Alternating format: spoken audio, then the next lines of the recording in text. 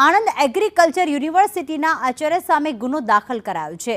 IT વિભાગના Acharya doctor Dhaval Kathiria સામે ગુનો દાખલ કરવામાં આવ્યો, જેમાં કમ્પ્યુટર લેબની આર્થિક જાળવણી કરારમાં ગેરરીતિ આચરવામાં આવી છે।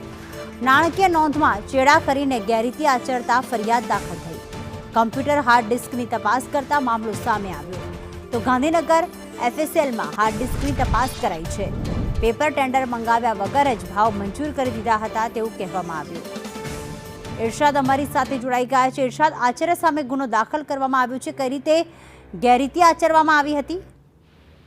ચોક્કસ જે આણંદ કૃષિ યુનિવર્સિટીના આઈટી વિભાગના આચાર્ય છે ધવલ કથિરિયા, તેઓ દ્વારા આ ગેરરીતિ આચરવામાં આવી હતી, જેમાં જે કોમ્પ્યુટર ખરીદી હતી તેમાં 16 જેટલા કોમ્પ્યુટર પોતાના પહોંચ આપીને પોતાના ઘરે લઈ ગયા હતા અને તેને બતાવ્યા ન હતા। તેમજ જે નાણાકીય નોંધ હતી તેમાં પણ ચેડા કરવામાં આવ્યા હતા।